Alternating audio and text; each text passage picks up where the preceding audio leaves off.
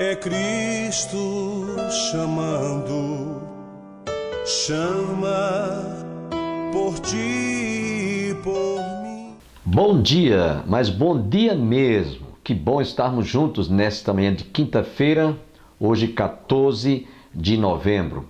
Hoje comemora-se o dia do Bandeirante e também o dia da alfabetização. E o programa Opção para a Vida parabeniza todos esses profissionais que trabalham na área da educação. Logo mais estaremos ouvindo hoje uma outra mensagem ministrada pelo irmão Davi Porto de Moraes. Ele é membro da nossa igreja, é um jovem talentoso e eu creio que Deus vai abençoar profundamente a sua vida através deste jovem. Antes, porém, desejamos lembrar a todos o provérbio do dia que está no capítulo 4, versículo 18, versos 23, que diz o seguinte: sobre tudo o que se deve guardar, guarda o teu coração, porque dele procedem as saídas da vida. Provérbios 4, 23.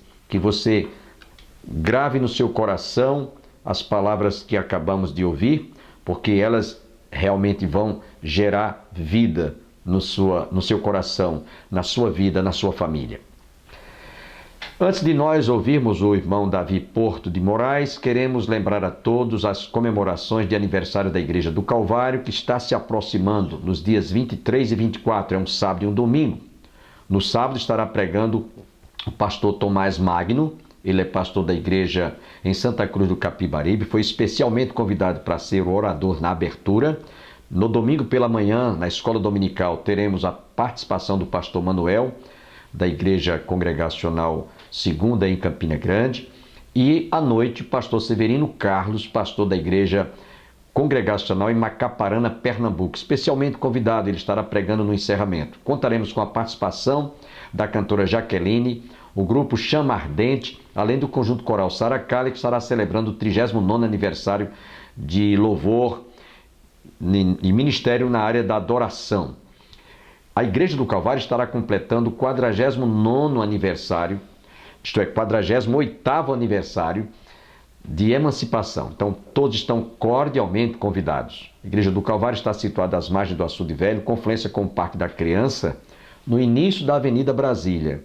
Estaremos lá de braços abertos, aguardando, esperando você e toda a sua família prestigiar o aniversário da nossa igreja e do coral Saracali.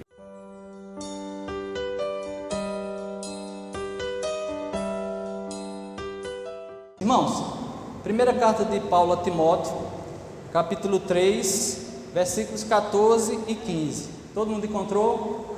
Glória a Deus. Diz assim o texto: escrevo-te estas coisas, esperando ir ver-te em breve, para que, se eu tardar, fique ciente de como se deve proceder na casa de Deus, que é a igreja do Deus vivo, coluna e baluarte da verdade. Eu vou ler mais uma vez, já que é um texto pequeno, para que possa fixar na nossa mente. Amém? Você acompanha. Escrevo-te estas coisas, esperando ir ver-te em breve, para que, se eu tardar, fique ciente de como se deve proceder na casa de Deus, que é a igreja do Deus vivo, coluna e baluarte da verdade. Feche seus olhos em nome de Jesus, nós vamos orar ao Senhor. Senhor Deus e Pai, graças te damos e bendizemos o teu santo nome, ó Pai, porque sabemos que não é por sacrifício humano ou obra humana que nós chegamos até aqui. Também, Senhor, não é por esforço do braço humano, ó Pai, que a tua igreja avançou durante, Senhor, 2000 anos, chegando até esse tempo com a garantia, ó Pai, de que estaria, Senhor, presente na tua volta, para junto, Senhor, contigo, ó Pai, reinar eternamente. Nós te agradecemos, Senhor, por teu sacrifício, que nos deu a possibilidade de estar diante de Deus, em livre acesso para adorar, como já fizemos nessa noite, com livre acesso para buscarmos a tua face e orarmos a ti em súplicas e petições, como já fizemos nessa noite. E também, Senhor, para receber de ti, ó Pai, o Espírito Santo, que é quem nos guia a toda a verdade. E é por isso que pedimos, Senhor, que o Senhor nos guie, Senhor, a partir desse momento, na tua verdade, Senhor, na verdade absoluta que vem da tua palavra, Senhor, do teu Espírito, Senhor, que conhece das tuas coisas. Assim nós te oramos, pedindo que a tua igreja também esteja, Senhor, com o coração voltado e inclinado para receber a mensagem nessa noite. Em nome de Jesus. Amém. Irmãos, podem sentar.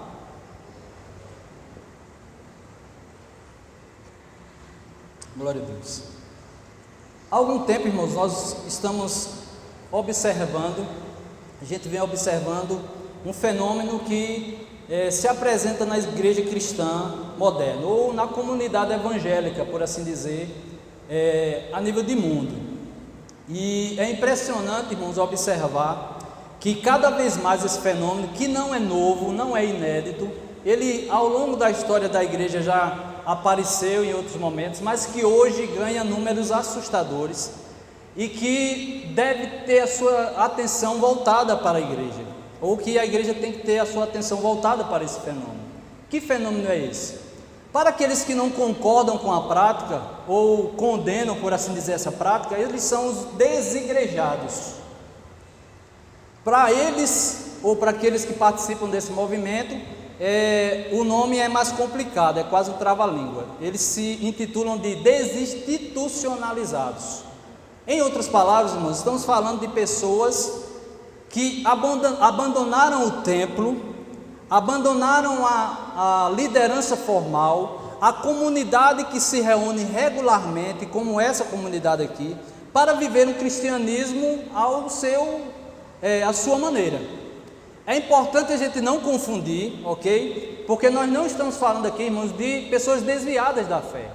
Não são pessoas que abandonaram a fé, que decidiram que não iam andar mais pelo caminho e voltaram para o mundo, para a sua vida secular. Não estamos falando dessas pessoas. Também não estamos falando daqueles que transitam de uma igreja para outra, que de repente não se sentem bem em um ambiente, ou por motivos de trabalho ou ministerial, eles se transferem de uma igreja, ok, para outra, de uma denominação para outra, ou como você queira, uma comunidade para outra. Não estamos falando dessas pessoas, estamos falando de pessoas que romperam, como eles mesmos dizem, com o sistema, e agora eles têm uma nova característica, e descobriram ou iniciaram uma nova característica de servir a Deus. Muitos deles vivem como um cristão solitário, vivendo de palavras a partir da internet ou das redes sociais, e reúne-se esporadicamente, quando é possível, ok, com alguns outros irmãos. Mas geralmente suas comunicações são por rede social ou por encontros esporádicos. Esses são os desigrejados. E por que isso chama a nossa atenção, irmãos? Porque números levantados pelo último censo em 2017 do IBGE, que observou e foi a cada casa perguntar justamente sobre a religião, ou a sua frequência, a sua religião, como se relaciona com a religião, detectou que há no Brasil, irmãos, quase 10 milhões de evangélicos que não têm ou não participam de uma comunidade, que não estão ligados a uma igreja formal. Esse número parece até pequeno em relação à população do Brasil, mas se nós considerarmos que o nosso país tem em média 40 a 42 milhões de evangélicos, então isso vai dar um número algo em torno de 25% de evangélicos que não frequentam, por exemplo, no domingo um tempo como esse. É 1 em cada 4 evangélicos, um número assustador que vem crescendo exponencialmente, e que quando nós observamos os comentários mediante a todo esse processo e nas pesquisas que nós fizemos, infelizmente tende a aumentar. Qual é, irmãos, então a justificativa ou os motivos para que essas pessoas, ou que essas pessoas alegam, os desigrejados, alegam para abandonar o templo, para não viver em comunidade, em reuniões regulares como nós vivemos? Quais são? Alguns deles eu vou citar algumas. Corrupção na igreja é uma das justificativas ou motivos pelos quais as quais eles levantam para abandonar a igreja formal. Estruturas de poder, eles dizem que há pessoas, que levantaram o seu nome acima da igreja e acima até do próprio cristianismo e se tornam uma referência para o modelo evangélico. Teologias divergentes ou uma teologia fraca, ao comparar às vezes aquilo que se prega num púlpito como hoje está se pregando e aquilo que ele ouve na internet, ele acha que de alguma forma está divergindo, ou que a teologia aqui pregada é fraca ou de baixo nível com relação àquilo que ele ouve na internet. Conflitos e facções, mágoas e momentos de dificuldades ou problemas de relacionamento entre pessoas. E dizem claramente, que é um dos pontos que eles enfatizam, que Deus ele não habita em templos feitos por mãos humanas. Essas são algumas das declarações ou motivos ou justificativas que essas pessoas levantam para o que? Abandonar o templo, abandonar a comunidade que se reúne regularmente e viver o cristianismo ao seu próprio modo. E são quase 10 milhões de evangélicos que não, como eu disse, não abandonaram a fé, que professam a fé em Jesus Cristo, mas que não querem viver em comunidade. Um problema para a igreja. Agora, irmãos, é necessário que nós, como cristãos, nós que fazemos parte dessa comunidade regular, você e eu, que nós pensemos sobre essas justificativas, ou seja, sobre esses motivos de forma coerente, de forma madura e sem máscaras. Porque quando nós analisamos essas justificativas, é importante perceber o seguinte, irmãos: há corrupção na igreja? Sim, irmãos, infelizmente há corrupção na igreja evangélica brasileira. Não são poucos os casos que temos visto de homens que se intitulam pastores, que se intitulam às vezes, ou vão para o meio político e levam o nome do evangelho, mas que chegando lá eles escandalizam o evangelho quando se envolvem com escândalos de corrupção, de roubo, de desvio de dinheiro, de lavagem de dinheiro e outras coisas. E com o mesmo título eles professam que são, e da mesma maneira eles professam que são cristãos, que são evangélicos. O presidente da Câmara, o ex-presidente da Câmara dos Deputados do Brasil, está hoje na cadeia, e ele era um obreiro da Assembleia de Deus. E eu não estou falando aqui de denominações. Nós temos um assassinato que aconteceu há alguns poucos dias, onde a esposa de um pastor, ela é suspeita de mandar matar o próprio marido que era pastor, eles líderes de uma igreja. Corrupção existe infelizmente na igreja, irmãos. E é importante nós afirmarmos de que essa realidade está presente e nós não podemos negar que ela esteja presente, porque, como eu disse, é necessário fazermos uma observação sem máscaras, ok? Porque essa é a realidade que se apresenta em nosso meio. Mas é importante dizer, irmãos, de que a igreja, ela é uma parceria divino-humana, ou humano-divina, como você queira. É importante lembrarmos aqui que a igreja que foi fundamentada sobre aquela palavra inspirada pelo Espírito Santo a Pedro, que está presente lá em Mateus capítulo 16, 18, ok? Ela é clara para nós. Pedro declarou, inspirado pelo Espírito Santo: Tu és Cristo, o Filho do Deus vivo. E Cristo então respondeu a ele dizendo: muito bem, essa declaração foi o Espírito quem te revelou. E eu te digo: tu és Pedro, e sobre esta pedra eu edificarei a minha igreja, e as portas do inferno não prevalecerão contra ela. Então ela é divina porque ela está estabelecida sobre o Filho de Deus, o imensurável, soberano e digno Filho de Deus, sem mácula, imperfeito e digno de louvor. Mas ela, infelizmente, irmãos, é composta de pessoas como eu e você, que embora foram regenerados, que embora encontraram uma nova vida, ainda estão tabernaculando nesse corpo corruptível, passível de corrupção, e que se não vigiar, cai, que se não observar e que se levantar com arrogância, pode ser derrubado, que se não vigiar, pode entrar em escândalos. E essa é uma realidade da igreja. Mas outra colocação que é feita, irmãos, é de que há estruturas de poder.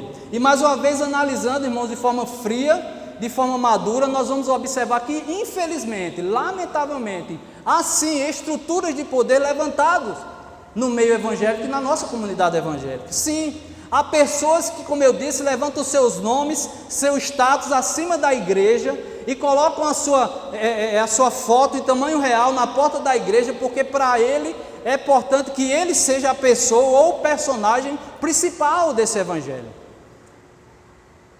E a estrutura que ele monta é inegociável, que cria tentáculos e abre templos em cada igreja, porque para ele funciona mais ou menos como um comércio. E ele não importa, por exemplo, o número de igrejas que há em Campina Grande, mas ele vem para cá também, na esquina que ele achar, ele abre a sua igreja, porque é importante que ele coloque o seu nome, e não o nome de Cristo. Nós tivemos uma igreja que é nível nacional, de um pastor televisivo, ok, que implantou há poucos meses uma igreja aqui. em nossa comunidade. E lá pode ir hoje, está cheio de crentes lá. Quando eu digo cheio de crentes, é porque saíram de outras igrejas para ir para lá. E não estou aqui, irmãos, para condenar. O Senhor é soberano sobre todas as coisas e Ele, o Senhor da igreja, opera conforme Ele quer, da maneira que Ele quer. Não estou aqui para condenar, apenas para citar o exemplo.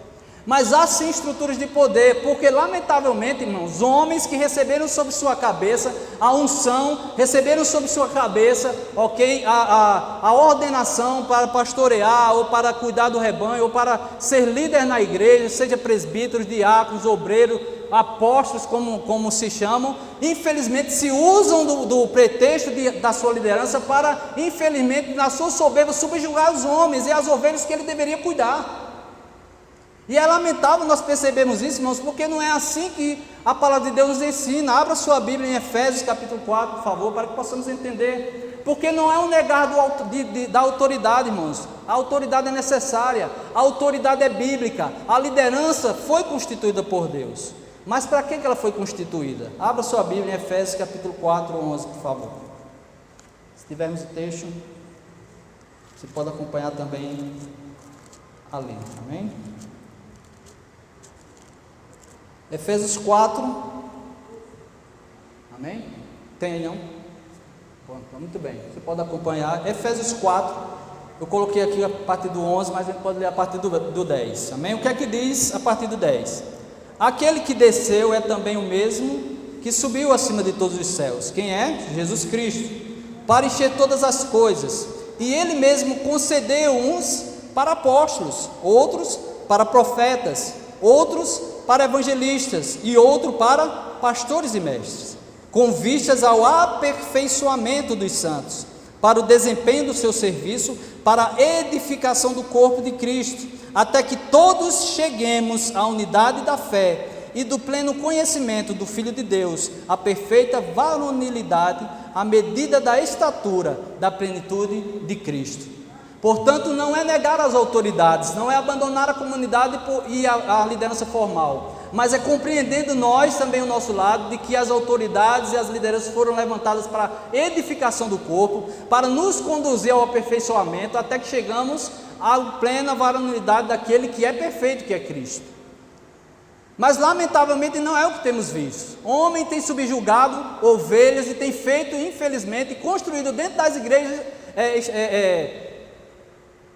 autoridades e poder, constituídos por ele mesmo, e fazem como querem, e lideram como querem, e lidam muitas vezes com politicagem, lidam muitas vezes com grupos formados para chegarem aonde eles desejam chegar, porque não sabem ou não percebem que a palavra de Deus nos ensina, que nós estamos aqui para servir, e Cristo, que é o maior, que é o cabeça, nos ensinou a isso.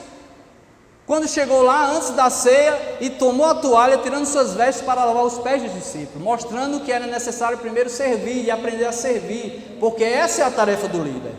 Mas lamentavelmente não vemos isso, vemos homens muitas vezes em frente ao púlpito ou nas telas da televisão ou da internet, ostentando o seu poder, sua riqueza muitas vezes, e subjugando as ovelhas. Então é necessário pensarmos sobre isso. A outra acusação, irmãos, é sobre teologia divergentes ou fracos. E aqui é necessário fazer uma meia-culpa. Eu o faço, e faço de alguma forma por conhecer, porque estive no seminário. E não estou negando aqui o valor do ensino, do estudo da teologia, mas lamentavelmente nós vivemos uma geração que tem mais valorizado os livros teológicos e os patriarcas, que foram homens de Deus usados por Deus, e os estudiosos e teólogos e reformadores, mas estão valorizando muito mais as palavras desses homens do que esta palavra aqui, que foi inspirada por Deus e única inspirada por Deus. E aí nesse embate de conhecimento, muitas vezes tentando apenas entrar no embate de conhecimento, um maior do que o outro, infelizmente criaram um ambiente, principalmente da internet, nas redes sociais, um ambiente de guerra, onde a defesa do status é melhor do que qualquer coisa, do que o conhecimento da verdade. E eu lamento porque infelizmente jovens imaturos, e eu tive a experiência de estar no seminário, e graças a Deus, louvo ao Senhor por ter ido com uma idade considerável, e com uma base cristã considerável, aqui da minha igreja, por ter nascido aqui na igreja praticamente, cresci desde criança, mas ter aqui a minha informação principal da teologia, porque vi muitos sucumbirem e hoje estarem no mundo, porque infelizmente alguns foram conduzidos a ler livros teológicos, a ler autores, e ao chegar neles, aquilo que deveria ser formatado neles foi formatado infelizmente de forma enganosa, ou criando divergências. É uma realidade no nosso país, é uma realidade também que a teologia é fraca, mas deixa eu dizer uma coisa a vocês, irmãos, isso não é desculpa para que alguém se ausente da comunidade cristã, para que alguém se ausente da comunidade e da reunião regular. Não é, irmãos, porque nós temos a capacidade, por termos o Espírito Santo, aquele que nos guia toda a verdade, a fazer como os bereanos faziam. Toda vez que escutar a mensagem, como você deve fazer hoje à noite, depois que chegar em casa, na mensagem que você ouviu hoje à noite, e conferir, será que é dessa forma mesmo? É assim que os bereanos faziam quando Paulo pregava. Deixa eu conferir se é assim mesmo, e não apenas estar se alimentando ou formatando sua teologia a partir do que ouve, tá certo? Em todos os canais, sem nenhum tipo de limitação, sem nenhum tipo de filtro, ou até sobre o que lê nos livros, ok? E são muitos os livros, irmãos, lamentavelmente. Então essas acusações é necessário que façamos com maturidade, porque nós estamos vivendo uma época de analfabetismo bíblico, onde muitas vezes as ovelhas, e isso é importante dizer, esperam naqueles que de alguma forma têm um curso teológico, ou que têm uma posição de ensino, que eles estudem e venham ensinar, porque por vezes passam uma semana sem abrir a Bíblia, sem contato, sem um alimento diário, e por vezes chegam à igreja cheio de dúvidas ou com o coração vazio, para questionar aquilo que está sendo ensinado, mas questionar sem um entendimento, porque não faz a leitura. Você é responsável, irmãos, e a igreja é responsável. E se a igreja brasileira, aqueles que se denominam cristãos evangélicos no Brasil, lessem mais a Bíblia, nós não teríamos templos neopentecostais lotados como nós vemos na TV. Infelizmente, irmãos, a negligência do conhecimento da palavra e da busca do conhecimento da palavra de Deus também tem feito com que isso aconteça. Conflitos e facções, infelizmente é uma realidade. Isso acontece em nosso meio. Nós infelizmente temos vivido, irmãos, um tempo onde o egoísmo, o orgulho e os propósitos individuais estão reinando em nossas vidas. Aquilo que é pertencente ao homem e que deveria pertencer apenas ao homem secular, porque não tem um espírito, está muitas vezes nos influenciando, e nós estamos dentro da igreja, às vezes querendo impor o nosso nome, querendo impor a nossa maneira de trabalhar, querendo impor a nossa religião, quando na verdade nós temos que estar submissos, irmãos, e precisamos estar submissos, porque Paulo fala claramente que nós precisamos estar e considerar o outro acima de nós mesmos. Mas não é isso que tem acontecido, e as divergências se levantam, e os conflitos se levantam, e nós não temos sabido resolver como deveríamos, e por isso muitos se ausentam do templo, muitos abandonam a comunidade, ok? Achando que essa deve ser a razão. Mas deixe-me dizer uma coisa, o corpo de Cristo é um só. Paulo fala claramente, eu lembro aos irmãos sobre a igreja de Coríntios. Se você teve a oportunidade de ler sobre a igreja de Corinto e estudar, você vai ver que era uma igreja extremamente complicada, irmãos. A igreja de Coríntios havia facção, havia quem lá dentro defendesse a Paulo, havia quem lá dentro defendesse a Apolo, havia quem lá dentro defendesse a Pedro, e até havia aqueles que também ainda chamavam e invocavam o nome de Cristo. Era uma igreja dividida. Eles não conseguiam se reunir para uma ceia com ordem e decência. Os que chegavam primeiro tomavam o lugar da ceia, comiam e deixavam os outros com fome. Havia inclusive pecados sérios dentro da igreja, irmãos, como o incesto, o homem estava vivendo com a mulher do seu pai ou com a sua madrasta. Mas deixa-me dizer uma coisa bem clara, abra sua Bíblia aí em 1 Coríntios. Que igreja era essa, tão complicada, tão difícil, com tantas facções e tantos problemas? Podemos chamá-la ela de que forma? Se você estivesse nela, você sairia? Eu não sei, eu sei que Paulo, quando começa a carta aos 1 Coríntios, ele faz uma declaração muito interessante. Versículo 2, capítulo 1, versículo 2. Vamos ler do versículo 1. Paulo, chamado pela vontade de Deus para ser apóstolo de Jesus Cristo, e o irmão Sóstenes, a igreja de Deus que está em Corinto. Era essa igreja, irmãos, completamente envolvida em facções, que na hora do culto ninguém se ouvia, porque cada um queria falar línguas mais do que o outro, e se falava e ninguém interpretava e ninguém se entendia. Era essa igreja que Paulo chama de igreja de Deus. Então não é essa mensuração que nós vamos fazer, apesar de tudo, e apesar da nossa responsabilidade em buscar conviver em paz, em buscar aceitar as diferenças e quando havendo conflitos, buscarmos a paz. É nessa igreja que nós precisamos viver, e nós vamos viver, porque isso não vai acabar. Há corrupção no meio da igreja, e nós temos, infelizmente, em nossos corpos, em nossas mentes, isso. Paulo nos chama a atenção aí em Coríntios capítulo 12, para a unidade do corpo. 1 Coríntios capítulo 12, veja aí. Nós não vamos ler, mas depois você vai ler em casa, a partir do versículo, aliás, a partir do capítulo 12, do início dele. A partir do versículo 12 ele vai falar de forma muito clara: porque assim como o corpo é um e tem muitos membros, e todos os membros sendo muitos constituem um só corpo, assim também com respeito a Cristo. Pois em um só Espírito todos nós fomos batizados, em um corpo, quer judeus, quer gregos, quer escravos, quer livres, e todos nós foi dado beber de um só Espírito. Nós somos uma comunidade eclética, é impossível que não haja conflitos, é impossível que não haja divergência. Somos diferentes culturalmente, socialmente, economicamente, temos tempos de evangelho diferentes, tudo isso, infelizmente, gera conflitos. Mas nós não podemos usar isso como pretexto de abandonar o templo, de abandonar a comunidade. Mas também precisamos pensar que, por vezes, a nossa ação faz com que outros que estão sentados aqui, não tenham a mesma maturidade, se ausentem da igreja. A última afirmação deles é de que Deus não está num templo, ou não habita num templo feito por mãos humanas. E é verdade, irmãos. Paulo, quando estava diante dos atenienses, ele disse de forma muito clara, ok? Isso está registrado lá em Atos, amém? Atos, você pode abrir capítulo 17, 24, declarando e fazendo a construção do seu sermão ali em Atos. Paulo, ele afirma de forma muito clara que Deus não habita em templos feitos por mãos humanas. Não é isso que está aí? O Deus, versículo 24, capítulo 17. O Deus que fez o mundo e tudo que nele existe, sendo ele Senhor do céu e da terra, não habita em santuários feitos por mãos humanas. E é verdade. Ele não habita e nunca habitou dessa forma. Deus é Espírito, irmãos, e Jesus Cristo foi muito claro, trazendo à consciência aquela mulher samaritana, lá no capítulo 4 de João, do Evangelho de João, falando da mulher samaritana: não é aqui nem ali que você vai adorar, não é em Jerusalém, não é em Samaria, mas os verdadeiros adoradores adorarão ao Pai em Espírito e em verdade.